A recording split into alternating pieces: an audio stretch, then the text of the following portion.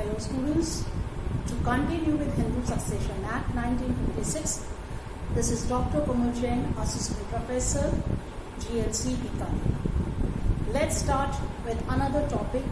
आज हम दूसरा एक और टॉपिक पढ़ते हैं क्योंकि धारा 14, 15 और 16 हिंदू उत्तराधिकार अधिनियम 1956 की कंप्लीट हो चुकी। उसके बाद जो जनरल रूल्स ऑफ सक्सेशन है इसी अधिनियम में धारा 18 से वह स्टार्ट की जाती है। From section 18 let's start the general rules of succession, general provisions relating to succession, यानी कि उत्तराधिकार से संबंधित साधारण उपबंध। यदि इस प्रोविजंस इन प्रावधानों को देखा जाए तो धारा 18 जो फर्स्ट धारा इसके अंतर्गत है वो क्या है?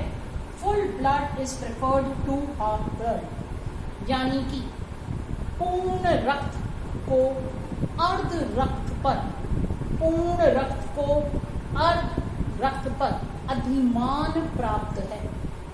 अब पूर्ण रक्त और जो अर्ध रक्त है वह क्या है? यदि आप इसको पूर्व में जो पूर्व की वीडियो है उसमें जो क्लास 2 एयर्स थे, जो मेल्स के क्लास 2 एयर्स थे यानी कि जो वर्ग 2 था उसमें इसको पढ़ चुके हैं। Full blood and half blood, husband and wife है, इनके 2 बच्चे हैं, एस और टी सन एंड डॉटर, एक ही पिता और माता से, तब यह पूर्ण रक्त से संबंध है। और हाफ ब्लड हो जाएगा कि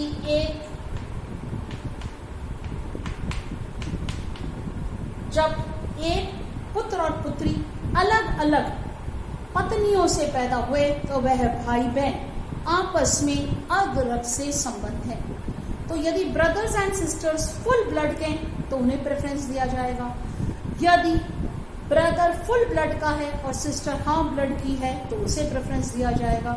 यदि सिस्टर फुल ब्लड की है और ब्रदर हाफ ब्लड का है, ये बाद में ओवर रूल हो गया था केस, क्योंकि इसमें भी केस आया हुआ है, तो ब्रदर यदि हाफ ब्लड का है और सिस्टर फुल ब्लड की है तो प्रेफरेंस सिस्टर को यानी कि फुल ब्लड को दिया जाए। यह धारा 18 है। अब यदि धारा 19 देखी जाए तो वह मोड ऑफ सक्सेशन ऑफ 2 और मोर एयर्स, यानी कि यदि 2 या 2 से अधिक यदि वारिस हैं तो उनका उत्तराधिकार का तरीका, उनका उत्तराधिकार का ढंग वह क्या हो सकता है?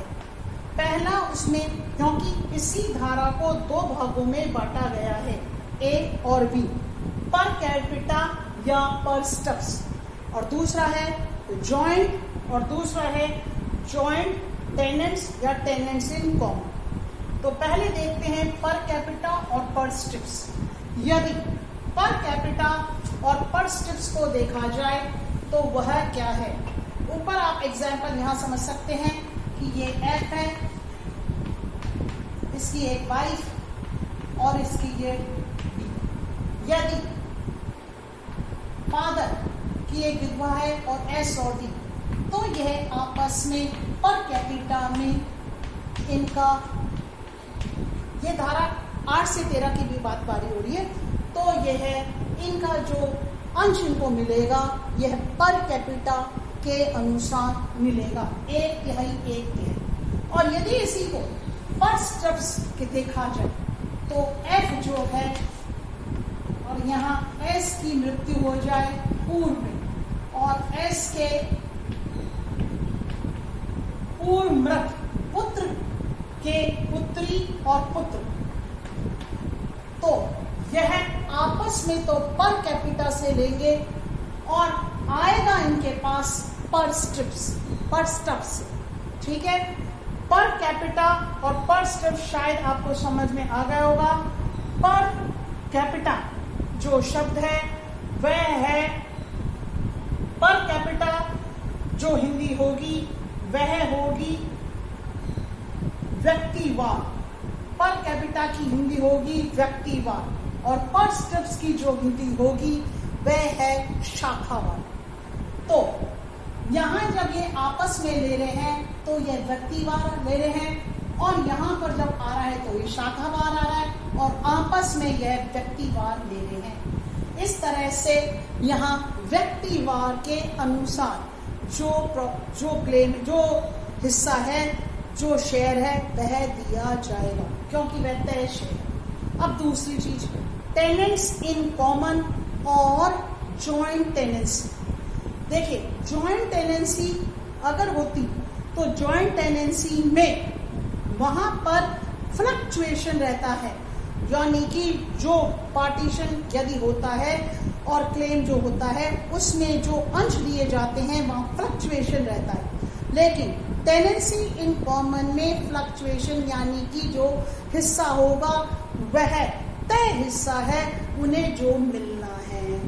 इसलिए यहाँ पे जो रूल है वह टेनेंट्स इन कॉमन लागू होगा, ना कि जॉइंट टेनेंसी। जॉइंट टेनेंसी यानी कि संयुक्त अभिधारियों, जॉइंट टेनेंसी की जो हिंदी होगी वह संयुक्त अभिधारी होगा, और टेनेंट्स इन कॉमन की जो हिंदी होगी वह सामान्यिक अभिधारी होता है। Repeating again, tenants in common यहाँ पर लागू होगा, यानी कि जो हिस्सा है, जो भी क्लेम वह ले रही है, जो भी शेयर उसे मिलेगा वह सामान्यिक अभिधारी के रूप में ले रही है, लेगा या लेगी, और ना कि जॉइंट टेनेंसी के रूप में। जॉइंट टेनेंसी में फ्लक्चुएशन रहता है शेयर का। जॉइंट टेनेंसी की जो हिंदी होगी वह संयुक्त अभिधारी होता है। ये जो सेक्शंस हैं यह आपके ज्यादातर कॉम्पिटिशन्स में आते हैं, क्योंकि इनका बड़ा क्वेश्चन नहीं बन पाता है इसमें। और अब बीकानेर में भी, क्योंकि अंबेडकर यूनिवर्सिटी से जुड़ गए हैं, इसलिए वहां पे भी बड़ा क्वेश्चन आएगा। शॉर्ट क्वेश्चन यदि आएगा तो ज्यादा डिफरेंस आएगा, और उस प्रकार के क्वेश्चन में फिर आप अपनी बात इतनी अच्छी तरह से नहीं कह पाते। तो ये क्वेश्चंस कंपटीशन लेवल के लिए इम्पोर्टेंट है। ये जो सेक्शंस है, जनरल प्रोविजंस जो हैं, वह कंपटीशन से इम्पोर्टेंट। नेक्स्ट है section 20, right of child in womb. Right of child in womb, right of child in womb यानी कि एक पोस्टमस चाइल्ड, यानी कि किस चाइल्ड की बात हो रही है? वह चाइल्ड जो कि कंसीव कर लिया गया है और जिसका बर्थ, यानी कि जब वह जन्म लेता है तो जीवित। यदि वह कंसीव बर्थ हो चुका है, यदि वह प्रेगनेंसी में आ चुका है किसी लेडी के, तब उसका शेयर अलॉटेड हो जाएगा, यानी कि वह उसे अंश मिलेगा, अधिकार रखता है। बल्कि कंडीशन क्या होनी चाहिए इंपॉर्टेंट, कि वह जो जन्म ले तब वह अलाइव होना चाहिए, यानी कि वह जीवित होना चाहिए। The child in the womb is the first important. Second is when it takes birth the child should be alive, then he or she has the right to have the share in the property. This is section 20. Now section 21. What does it say? Presumption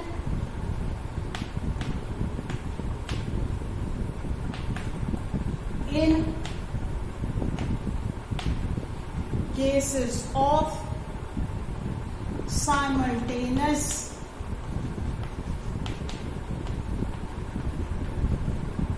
deaths. Hindi में क्या हो जाएगा? समसामयिक मृत्युओं के विषय में उपधारणा।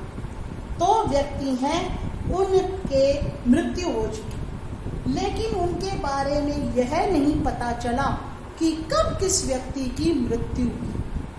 ठीक, अब देखें फॉर एग्जाम्पल कैसे समझ में आएगा।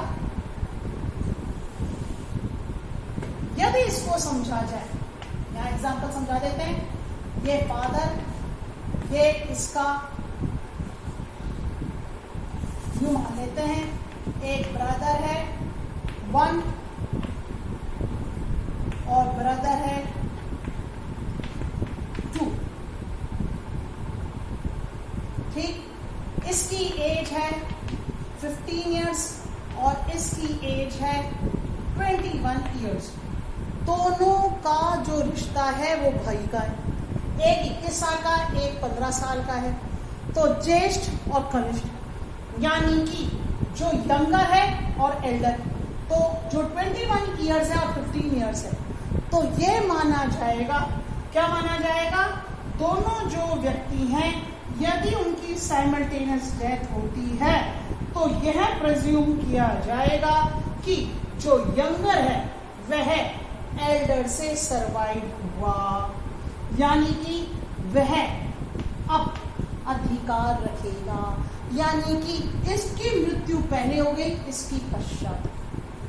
15 वर्ष का जो व्यक्ति है वह और 21 वर्ष का जो व्यक्ति है वह, तो कनिष्ठ नहीं और ये ज्येष्ठ है, तो कनिष्ठ को यह माना जाएगा कि वह सरवाइव किया, उसने पहले, यानी कि उत्तरजीवी द्वारा यह उसकी मृत्यु पहले हो गई, यह बाद में जीवित रहा कुछ सेकंड के लिए, जा सकते, ये प्रेजम्पशंस है। अब इसका एक और, यदि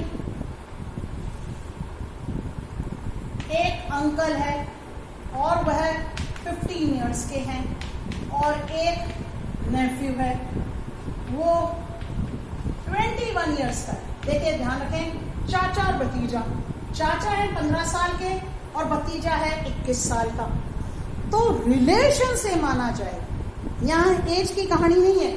तो यहाँ रिलेशन क्या है, माना जाएगा कि चाचा बड़े होते हैं और भतीजा छोटा था, जबकि एक भतीजे की 21 इयर्स है 15 इयर्स है, इसलिए एक्सेप्शन केस मैंने समझा दिया, क्योंकि इस प्रकार के केसेस ज्यादातर जुडिशरी कंपटीशन में आते हैं। तो जो 21 वर्ष का है, क्योंकि वह नेफ्यू है, इंपॉर्टेंट यहाँ रिलेशन है, रिश्तेदारी से है, नातेदारी से है, ना कि उम्र से। I am telling you again, यहाँ नातेदारी से, रिलेशन से माना जाएगा, ना कि एज से।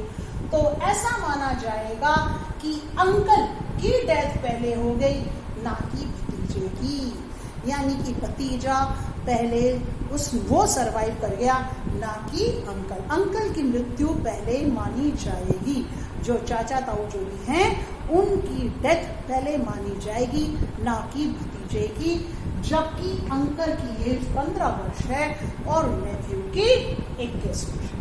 इस प्रकार से आज आपने जनरल सक्सेशन, जो जनरल रूल्स हैं सक्सेशन के, वह समझे। आशा है आपको यहाँ तक समझ में आ गया होगा।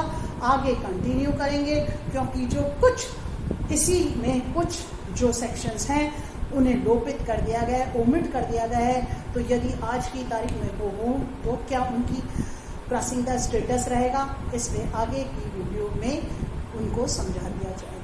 Thank you so much, take care.